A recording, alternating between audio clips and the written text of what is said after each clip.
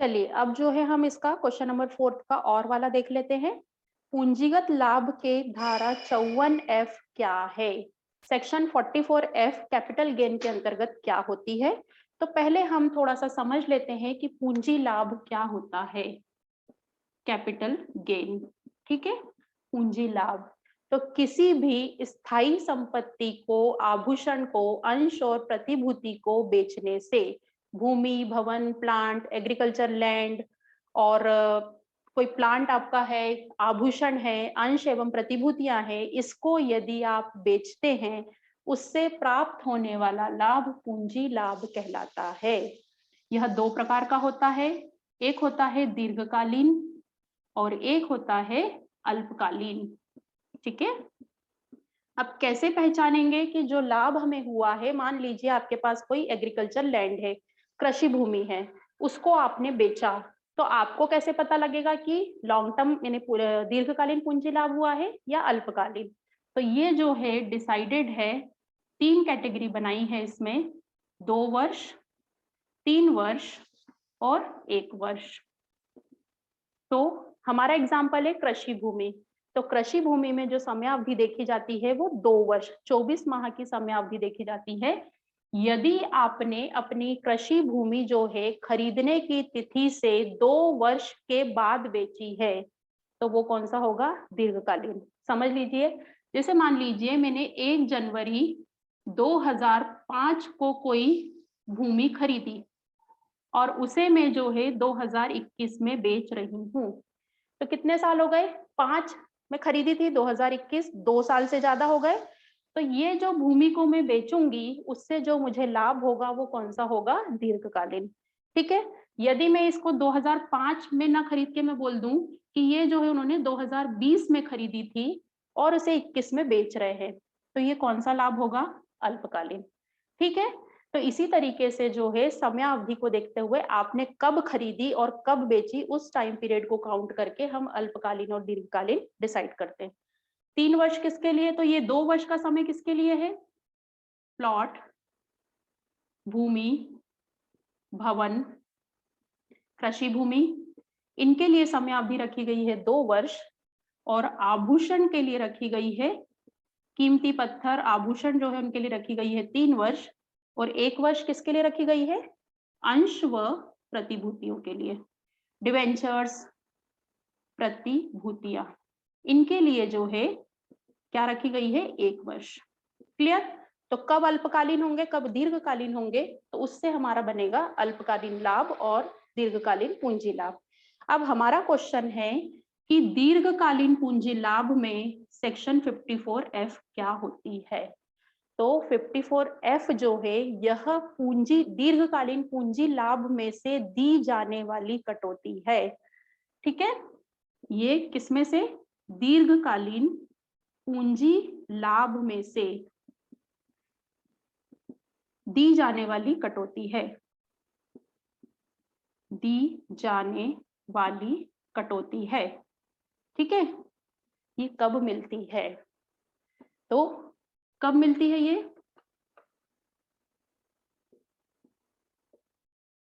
जब किसी व्यक्ति के द्वारा मकान को छोड़कर अन्य कोई संपत्ति बेची गई हो। ध्यान देना, मकान को छोड़कर कोई भी संपत्ति हो, फिर या तो प्लाट हो, भूमि हो, भवन हो, कृषि भूमि हो, आभूषण हो, सॉरी भवन नहीं लेना है, को छोड़कर कोई अन्य संपत्ति बेची हो और उससे उसे कौन सा लाभ हुआ हो? दीर्घकालीन पूंजी लाभ हुआ हो। तो क्या लिखेंगे हम इसमें 54F में? यह कटौती दीर्घकालीन पूंजी लाभ में से दी जाती है और यह उस व्यक्ति को प्राप्त होती है जिसने मकान को छोड़कर अन्य कोई दीर्घकालीन पूंजी संपत्ति बेची है और उसे दीर्घकालीन पूंजी लाभ हुआ है। अब कितनी राशि मिलेगी? राशि क्या रहेगी? तो राशि के लिए यहाँ पर 2 नियम चलते हैं। क्या? कि आनुपातिक रूप से भी मिलती है, पूर्ण राशि भी मिलती है और आनुपातिक भी मिलती है। अब कैसे पता लगेगा कि हमको पूरी राशि घटाना है? चलिए मैं आपको एक एग्जाम्पल से बताती हूँ, इजी रहेगा। मान लीजिए आपने अपने आभूषण जो है वो 20 लाख रुपए में बेचे, ठीक है, 20 लाख रुपए में बेचे और इस पे आपको 5 लाख रुपए का पूंजी लाभ हुआ और ये दीर्घकालीन है। क्वेश्चन दिया है कि एक व्यक्ति ने 20 लाख रुपए के आभूषण बेचे जिस पर उसे 5 लाख रुपए का दीर्घकालीन पूंजी लाभ हुआ। अब उसने नया मकान खरीदा, तो देखिए आभूषण बेचे और नया मकान खरीदा तो कौन सी डिडक्शन मिलेगी, 54F की। अब मकान उसने कितने का खरीदा उससे पता लगेगा कि पूर्ण राशि या आनुपातिक राशि। तो मान लीजिए उसने नया मकान 25 लाख रुपए का खरीदा, तो हमें इससे तुलना करनी है। उसको अमाउंट कितनी मिली थी, बेचने से प्राप्त कितने हुए थे, 20 लाख रुपए। उसने नया मकान कितने का खरीदा, 25 लाख रुपए का। तो यहाँ पर पूर्ण राशि कब घटा दी जाती है 54F में, जब नए मकान की लागत प्रतिफल से ज्यादा हो। ठीक है, आया समझ में। 20 लाख रुपए आपका प्रतिफल है और नए मकान की लागत 25 लाख रुपए है, तो 54F के अंतर्गत आप कितने रुपए आपको छूट मिल जाएगी, 5 लाख रुपए पूरे, और आपका लॉन्ग टर्म कैपिटल गेन क्या हो जाएगा, निल। क्लियर। अब आनुपातिक कब मिलती है, जस्ट इसके अपोजिट, कि जब नए मकान की लागत प्रतिफल से क्या हो, कम हो। कैसे, देखिए हमारा प्रतिफल क्या है, बेचने का प्रतिफल कितना है हमारा, 20 लाख। ये वाली कंडीशन, यदि मान लीजिए आपने नया मकान 15 लाख रुपए में खरीदा, तो यहाँ पे देखिए प्रतिफल 20 लाख रुपए है, नए मकान की लागत जो है वो 15 है, मतलब नए मकान की लागत कम हो। तब हमें फॉर्मूला लगाना है, क्या फॉर्मूला लगाना है, नए मकान की लागत गुणित LTCG मतलब दीर्घकालीन पूंजी लाभ और बटे में प्रतिफल। इस तरीके से आनुपातिक राशि निकाली जाती है। तो नए मकान की लागत हमारी कितनी है दूसरी कंडीशन में, 15 लाख रुपए, दीर्घकालीन पूंजी लाभ है हमारा 5 लाख रुपए और प्रतिफल है हमारा 20 लाख रुपए। ये फॉर्मूला फिक्स है, इसको सॉल्व कर ले। 3 0 3 0 2 0 2 0 5 4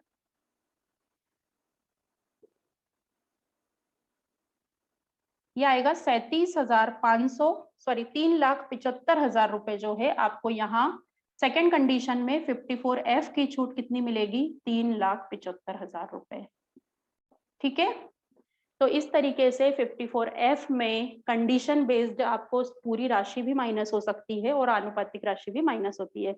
जब नए मकान की लागत कम हो तब आनुपातिक राशि निकालते हैं, वो फॉर्मूला उसका फिक्स है। और जब नए मकान की लागत इस प्रतिफल से ज्यादा है, तुलना इससे करनी है, दीर्घकालीन पूंजी लाभ से नहीं करनी है। ठीक है, ये एक अकेली डिडक्शन है जिसमें आनुपातिक राशि की छूट मिलती है। ठीक है, अब यदि ये नया मकान उसने खरीदा कितने रुपए का, 25 लाख का, या दूसरी कंडीशन में देखिए 15 लाख का। यदि किसी व्यक्ति ने छूट लेने के लिए नया मकान खरीद लिया और इस मकान को मान लीजिए वो 2 वर्ष के अंदर बेच देता है या 3 वर्ष के अंदर नया बनवा लेता है, तो ये जो छूट उसको मिली हुई है 54F की और दूसरी कंडीशन में 3,75,000 रुपए की, ये क्या हो जाएगी, रद्द हो जाएगी। क्लियर ये चीज। तो ये है आपकी सेक्शन 54F जो कि मिलती है दीर्घकालीन पूंजी लाभ में से, कम मिलती है जब व्यक्ति के द्वारा नया मकान खरीद लिया जाता है।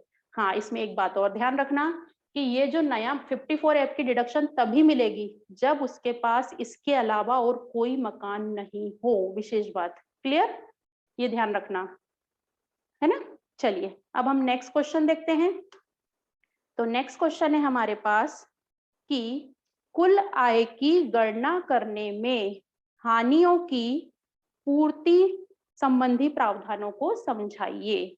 Explain the provision regarding set of losses while computing the total income. हानियों की पूर्ति। तो हम जब बिजनेस करते हैं, हम जब पूंजी लाभ लेते हैं या अन्य साधनों से आय होती है, तो जरूरी नहीं है कि हमें हर बार लाभ हो, हमें हानि भी हो सकती है। व्यापार से संबंधित आय है तो हानि भी हो सकती है। तो आयकर अधिनियम में यदि हमें किसी शीर्षक में हानि है तो उसको हम पूरा कर सकते हैं, पूर्ति कर सकते हैं। पूर्ति करने का अर्थ है कि हम उसको घटा सकते हैं।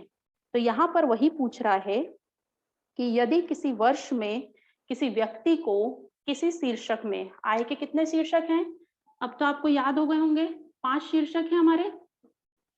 वेतन, मकान संपत्ति, ठीक है, और कौन सा है, व्यापार पेशा, चौथा है पूंजी लाभ, और 5वां है अन्य साधनों से ना। तो इन सब में जो है, इन 4 में आपको हानि हो सकती है। वेतन शीर्षक में कभी हानि नहीं हो सकती। वेतन शीर्षक में क्या होगा, या तो आपको जो आपका कंपनी में मालिक है वो आपको या तो सैलरी देगा, माइनस में कभी नहीं आ सकता है, तो इस शीर्षक में कभी भी हानि नहीं होती है। इन चारों शीर्षकों में आपको हानि भी हो सकती है। तो इन हानियों की पूर्ति के इनकम टैक्स में क्या नियम बताए गए हैं, तो चलिए हम समझ लेते हैं। तो हम इसको कॉलम में डिवाइड कर लेते हैं ताकि आपको लिखना है तो आप बहुत अच्छे से इसको समझा पाए। सबसे पहला मैं शीर्षक डालती हूँ यहाँ पे। तो मैंने बताया कि वेतन शीर्षक में कभी भी हानि नहीं होती है, तो उसकी पूर्ति भी नहीं होगी, है ना। सेकंड है हमारा मकान संपत्ति। मकान संपत्ति, ध्यान है ना, यदि आपके पास कोई मकान है और आपने किराए से दिया है तो उससे जो इनकम होगी हम इस हेड में कैलकुलेशन करेंगे। चालू वर्ष में पूर्ति और अगले वर्षों में पूर्ति। हम एक डिटेल क्वेश्चन तैयार कर रहे हैं, लॉन्ग आंसर में भी आ सकता है और शॉर्ट आंसर में भी आ सकता है। तो हमारा मकान संपत्ति से पूर्ति जो है वो किसी भी आय में से हो सकता है, किसी भी आय में से। अब किसी भी आय में से मतलब 5 आय के शीर्षक हैं, किसी भी आय में से आप पूरा कर सकते हैं, किसी भी शीर्षक की आय में से हम पूरा कर सकते हैं। क्लियर। मकान संपत्ति की चालू वर्ष की हानि है, इसको हम यहाँ हानि भी लिख लें, तो किसी भी आय में से कर सकते हैं, लेकिन केवल 2 लाख रुपए तक। इसका अर्थ क्या हुआ कि मान लीजिए इस वर्ष मुझे व्यापार पेशे से 4 लाख रुपए का लाभ हुआ, प्लस हुआ, पूंजी लाभ से मुझे जो है 2 लाख रुपए का प्रॉफिट हुआ, अन्य साधनों से मुझे 50,000 रुपए की प्रॉफिट हुई, और मकान संपत्ति से मान लीजिए मुझे 2,50,000 रुपए का लॉस हो गया, हानि हो गई। तो क्या लिखा है मैंने, मकान संपत्ति की हानि में किसी भी आय में से कर सकती हूँ, लेकिन 2 लाख रुपए तक। तो मेरे पास लाभ कितने हैं, 6,50,000 है, और मेरे पास हानि कितनी है, 2,50,000 रुपए। लेकिन मैं केवल 2 लाख रुपए घटाऊंगी और 50,000 रुपए की जो मेरी हानि है उसे मैं क्या करूंगी, अगले वर्षों में ले जाऊंगी। आया समझ में आपको। तो अगले वर्षों में जब इसको ले जाएंगे हम, तो केवल मकान संपत्ति की आय से कर सकते हैं। ठीक है, मतलब ये जो 50,000 रुपए जब अगले साल जाएंगे, है नियम कि आप अगले 8 वर्षों तक इसको ले जा सकते हैं, 8 वर्षों तक इसको कैरी फॉरवर्ड कर सकते हैं। तो ये जब 50,000 रुपए आगे जाएंगे तो आप टोटल में से नहीं घटा सकते उसको, केवल हाउस प्रॉपर्टी मतलब मकान संपत्ति की जो आय होगी उस शीर्षक की आय में से ही घटा सकते हैं। यदि अगले साल में भी आपको कोई लाभ नहीं होता है इस शीर्षक में, तो इसको और आगे ले जाएंगे, ऐसे 8 वर्षों तक आप ले जा सकते हैं। क्लियर ये चीज। अब सेकंड है हमारा व्यापार पेशा। व्यापार मतलब बिजनेस एंड प्रोफेशन की हानि। तो व्यापार समझते हैं, यदि जो है कोई भी बिजनेस कर रहे हैं आप, कपड़े का बिजनेस है, किराने का बिजनेस है, मेडिकल स्टोर है, ये सब बिजनेस हो गए। प्रोफेशन डॉक्टर, इंजीनियर, सीए, तो वहां यदि आपको लॉस हो रहा है तो चालू वर्ष की मतलब इसी वर्ष की है, तो वेतन को छोड़कर किसी भी शीर्षक में से, किसी भी आय में से हम कर सकते हैं, वेतन को छोड़कर। यदि इसी एग्जाम्पल को मैं चेंज कर दूं कि ये हमारा मकान संपत्ति की आय जो है 2,50,000 है और ये माइनस 4 लाख रुपए है, और सैलरी से हमें जो है मान लीजिए 2 लाख रुपए इनकम है। अब यहाँ क्या लिखा है कि व्यापार पेशे की हानि वेतन को छोड़कर किसी भी आय में से। तो जब आप ये माइनस 4 लाख रुपए घटाएंगे तो इसको छोड़ देंगे, तो हमारे पास कितनी इनकम हुई? 4.5 और 5 लाख रुपए, 5 में से 4 लाख रुपए आप इजीली घटा लेंगे। क्लियर ये चीज? तो वेतन को यूज नहीं करना है जब व्यापार पेशे की हानि हो तो। और आगे के वर्ष में यही नियम है कि केवल व्यापार पेशे की आय में से कितने वर्षों तक? वही 8 वर्ष, 8 वर्षों तक हम ले जा जाएंगे, और यदि 8 वर्ष खत्म हो गए हैं तो वहां पर आपका खत्म हो जाएगा। ये हो गया आपका व्यापार पेशे की हानि। ठीक है। तीसरा जो है हम देखेंगे सट्टा व्यापार। ये अलग होता है बिल्कुल, सट्टा व्यापार, स्पेकुलेशन बिजनेस। ठीक है। इसकी तो ये है, चूंकि ये सट्टा व्यापार है तो इसका नियम है कि केवल सट्टा व्यापार की आय में से, सट्टा व्यापार की आय में से ही कर सकते हैं। ठीक है। और आगे जो है हम इसको 4 वर्ष तक ले जा सकते हैं, 4 वर्षों तक, और आगे के वर्षों में भी केवल सट्टा व्यापार में से ही, और कोई है ही नहीं इसके लिए, सट्टा व्यापार की आय में से। ठीक है। सट्टा व्यापार क्लियर। अगला चलते हैं हम पूंजी लाभ। ये नोट कर लीजिए आप। ठीक है। साथ साथ में अब हम पूंजी लाभ के लिए इसको मैं मिटाती हूँ। यदि पूंजी लाभ में आपको हानि हुई है तो पूंजी लाभ हमने पढ़े अभी जस्ट पिछले क्वेश्चन में, 2 प्रकार के होते हैं। कौन कौन से होते हैं? हम पहले बात कर लें दीर्घकालीन पूंजी लाभ। तो दीर्घकालीन पूंजी हानि यदि हुई है तो इसकी पूर्ति केवल आप किस में से कर सकते हैं? दीर्घकालीन पूंजी लाभ में से।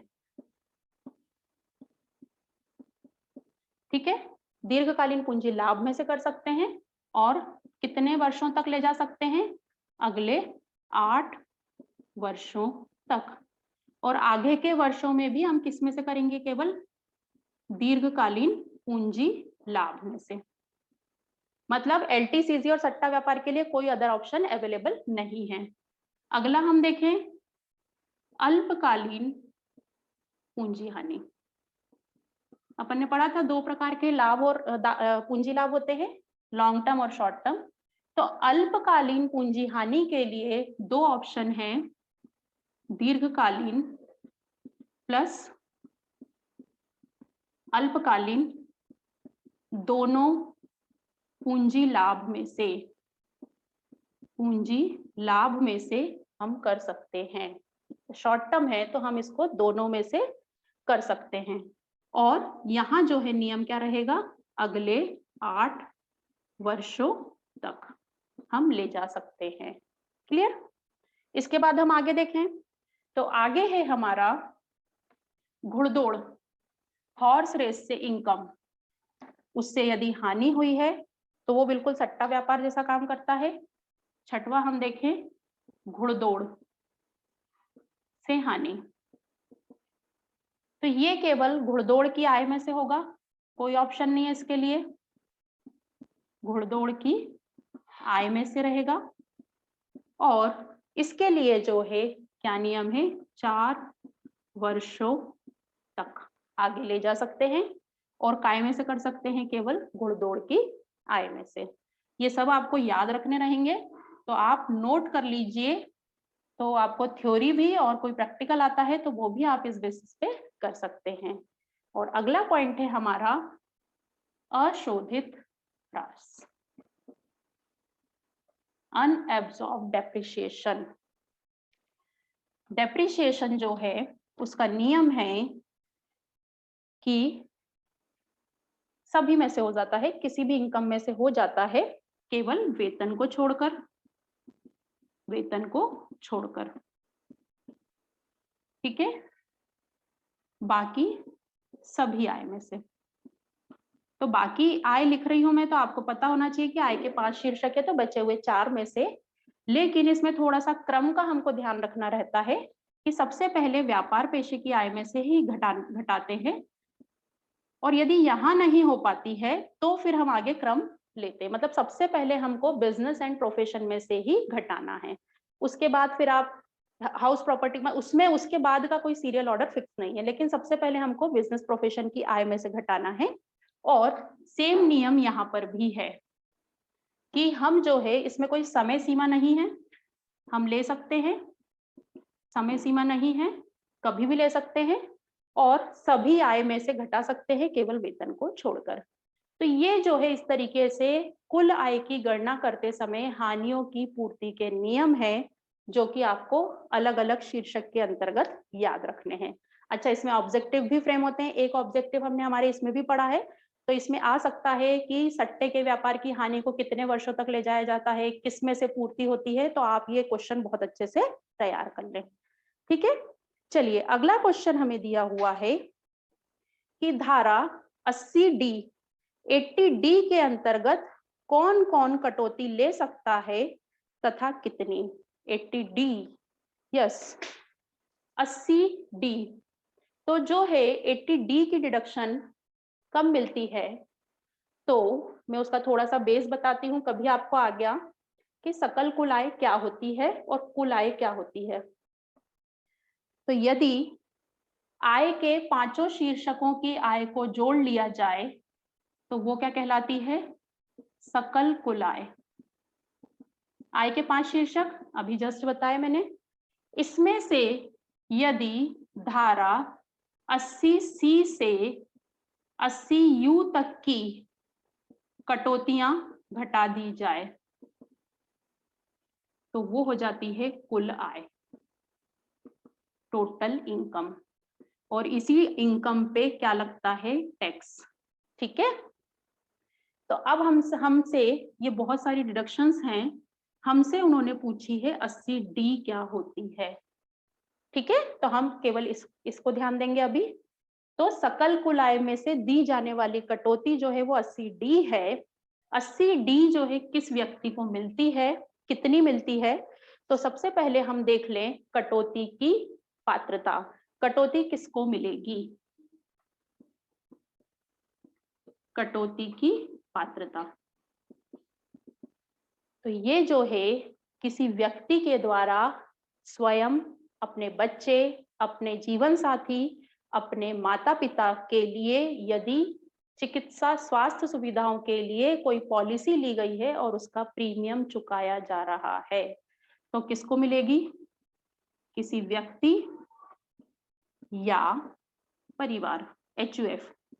HUF मतलब हिंदू अविभाजित परिवार को मिलेगी। कब मिलेगी, जब व्यक्ति द्वारा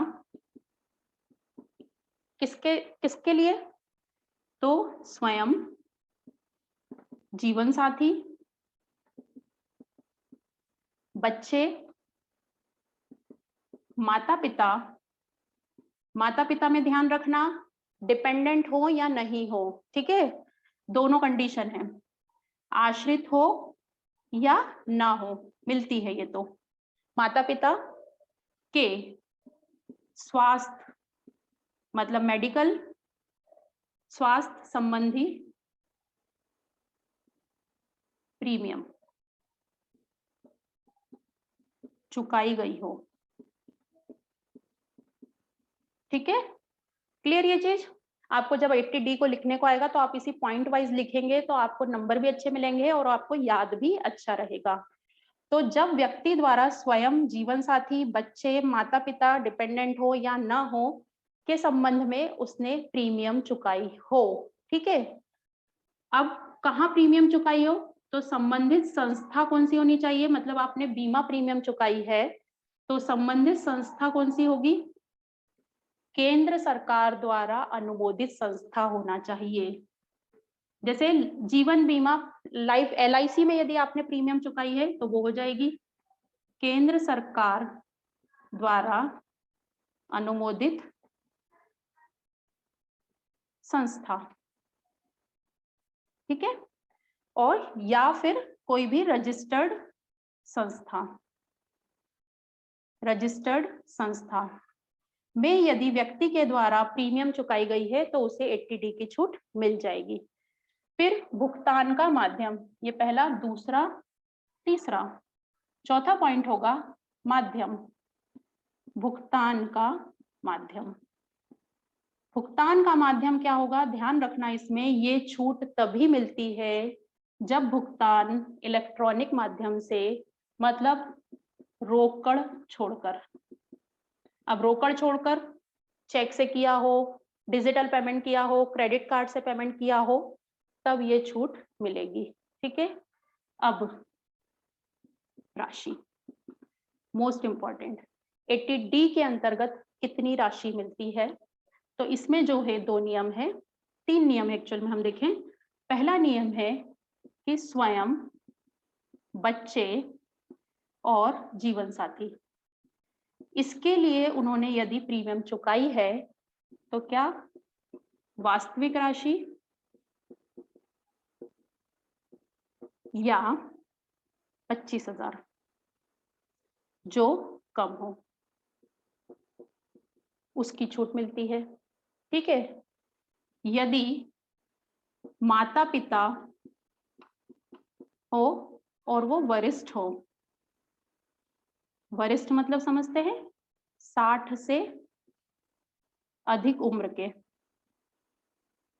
वरिष्ठ मतलब 60 से अधिक उम्र के, तो कितनी मिलेगी वास्तविक राशि या 25 + 25, देखो माता पिता है तो 25, वरिष्ठ है तो और 25 ऐड हो जाएगी, 50,000 रुपए, दोनों में जो कम हो, ठीक है।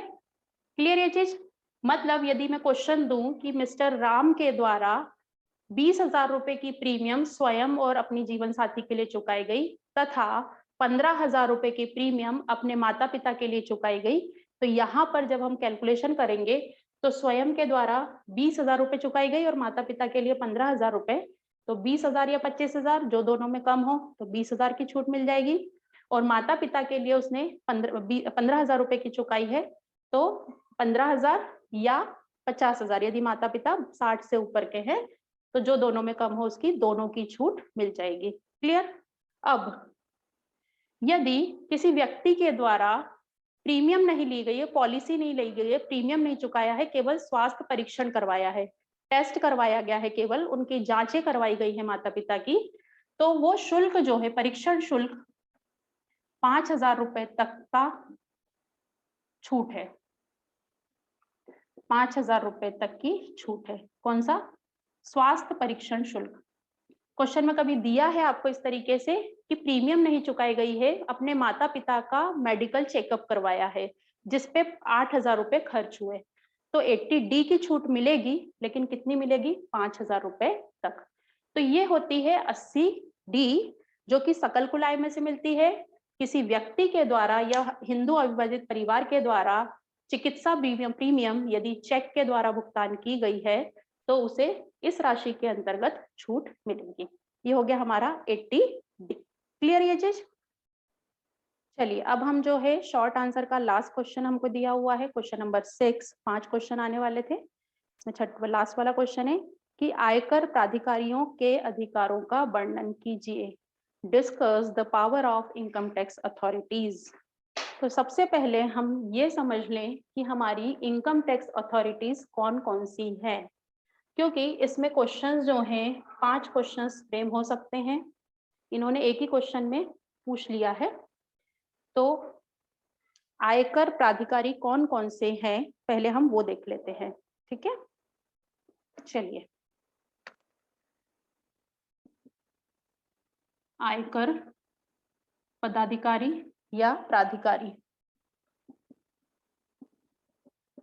इनकम टैक्स अथॉरिटीज, सबसे पहले होती है प्रत्यक्ष करों का केंद्रीय बोर्ड। ठीक है, ऑब्जेक्टिव भी था हमको प्रत्यक्ष करों का केंद्रीय बोर्ड।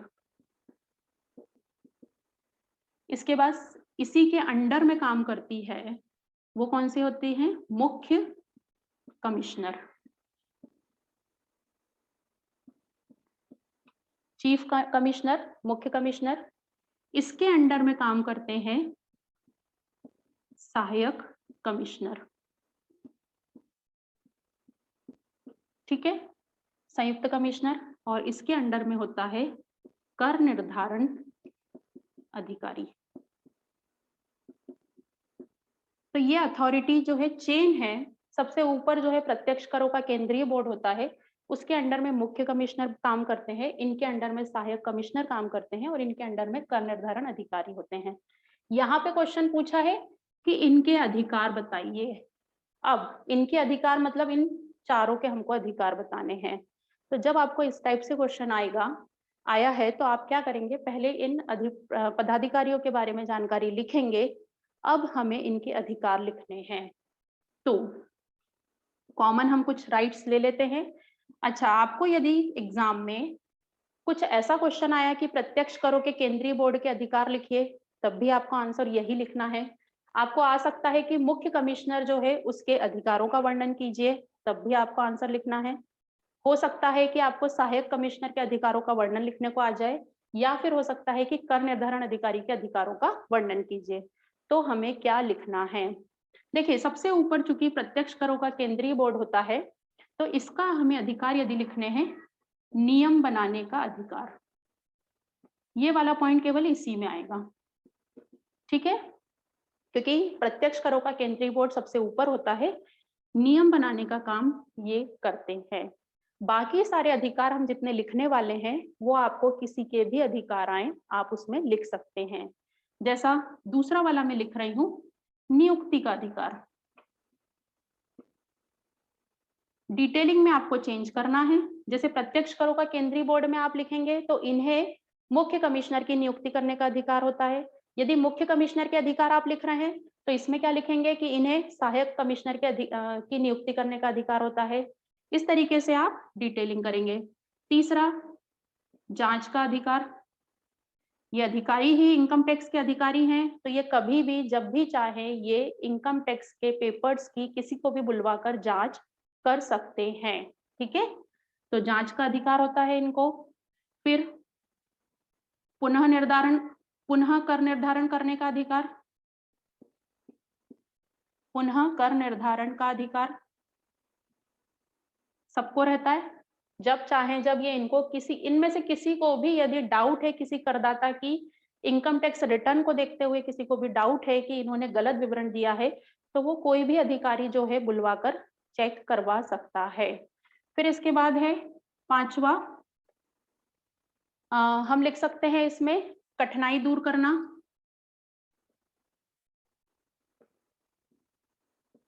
ठीक है, यदि किसी भी उसमें किसी को कोई प्रॉब्लम आ रही है तो उनका काम है कि वो अपने नीचे वाले जो हैं उनकी कठिनाई को दूर करें। फिर अब यहाँ पे थोड़ा सा डिफरेंस जो है इनके अधिकारों में जब आप लिखेंगे, ये जो व्यक्ति होता है ये फील्ड वर्क करता है, मतलब ये कस्टमर से, अपने जो करदाता है उनसे डायरेक्ट जुड़ा होता है। तो ये जो है कभी भी पुस्तकें मंगवाने का अधिकार, ठीक है। फिर जांच पड़ताल का अधिकार,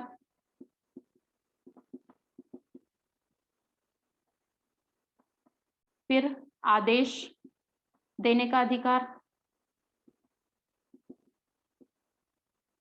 और हम लिख सकते हैं इसमें निरस्त करने का अधिकार,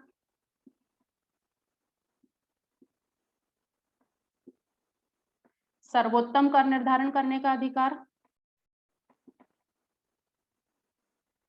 तो इस तरीके से कॉमनली आप 10 पॉइंट याद कर लीजिए आयकर प्राधिकारियों के अधिकार में, और ये सारे पॉइंट जो हैं आप एक दूसरे में लिख सकते हैं। बस ये जो पॉइंट है आपको ध्यान रखना है कि ये सभी में नहीं आएगा, केवल नियम बनाने का काम केवल प्रत्यक्ष करों के केंद्रीय बोर्ड का होता है। ठीक है, तो इस तरीके से अधिकार आप याद कर लीजिए। ठीक है, चलिए अगला क्वेश्चन हमें इसमें दिया हुआ है कि इसी के और में हमें दिया हुआ है, यदि आय का रिटर्न निर्धारित तिथि तक दाखिल नहीं किया जाता है तो उस पर कितना अर्थदंड लगाया जाएगा। यदि मैं इसका बोलूं तो आंसर सिर्फ एक लाइन का है कि यदि इनकम टैक्स रिटर्न नहीं भरा गया है तो कितना अर्थदंड लगाया जाएगा। तो मैं बोल दूं 10,000 रुपए, लेकिन क्या आपको पूरे नंबर मिल जाएंगे इसमें? नहीं, हमको यहाँ पर पूरा डिटेलिंग देनी रहेगी कि आयकर विवरणी क्या होती है, कब प्रस्तुत करनी होती है, और यदि किसी व्यक्ति ने निर्धारित तिथि तक आयकर विवरणी प्रस्तुत नहीं की है तो उस पर कितना अर्थदंड, कितना ब्याज जो है वो लगाया जाता है। ठीक है, तो चलिए आयकर रिटर्न, आयकर विवरणी बोलते हैं इसको। यस, तो आयकर विवरणी क्या होती है पहले हम ये देख लें आशय। तो आयकर विवरणी किसी भी कर योग्य व्यक्ति के द्वारा अपनी गत वर्ष में कमाई गई आय को प्रस्तुत करते हुए जो विवरण इनकम टैक्स अधिकारी के पास जमा किया जाता है वो आयकर विवरणी होता है, इनकम टैक्स रिटर्न होता है। ठीक है, अब करयोग्य व्यक्ति, करयोग्य व्यक्ति कौन होगा वो हम समझ लें। यदि सामान्य व्यक्ति है तो यदि उसकी इनकम 2,50,000 रुपए से अधिक है तो उसे आयकर विवरणी भरना जरूरी है। यदि वरिष्ठ व्यक्ति है, वरिष्ठ व्यक्ति मतलब 60 से ऊपर, तो उसके लिए नियम है 3 लाख रुपए से अधिक हो तो। ठीक है, और यदि अति वरिष्ठ व्यक्ति है मतलब 80 से ऊपर, तो उसके लिए नियम है 5 लाख रुपए से अधिक। और कंपनी और साझेदारी फर्म के लिए तो नियम है कि उनको तो आयकर विवरणी अनिवार्यतः भरनी ही है। तो क्या अर्थ हुआ कि यदि किसी सामान्य व्यक्ति की आय गत वर्ष में 2,50,000 रुपए से अधिक है तो उसे आयकर विवरणी भरनी है। यदि वह व्यक्ति 60 से ऊपर का है और उसकी इनकम 3 लाख रुपए से अधिक है तो उसे आयकर विवरणी भरनी है। और यदि अति वरिष्ठ है तो ये एक्चुअल में क्या है, कर मुक्त सीमा। यदि आपको ऑब्जेक्टिव में आता है कि कोई व्यक्ति 60 वर्ष से ऊपर का है तो उसके लिए कर मुक्त आय कितनी है, 3 लाख रुपए, तो ऑब्जेक्टिव भी तैयार हो गए। ये तीनों के लिए कर मुक्त सीमा है। ठीक है, तो ये करयोग्य व्यक्ति, इनको इनकम टैक्स रिटर्न जो है वो भरना होगा। अब तिथि कब भरना होगा, तो 2021-22 चूंकि कोरोना काल चल रहा है, इस समय में जो तिथि निर्धारित की गई है, यदि कंपनी व फर्म है उन सभी के लिए जो डेट डिसाइड की गई थी वो है 30 नवंबर 2021। कंपनी, फर्म और संस्थाएं जितनी भी हैं वो सारी संस्थाएं, उनके लिए आय इनकम टैक्स रिटर्न भरने की डेट रखी गई थी 30 नवंबर 2021।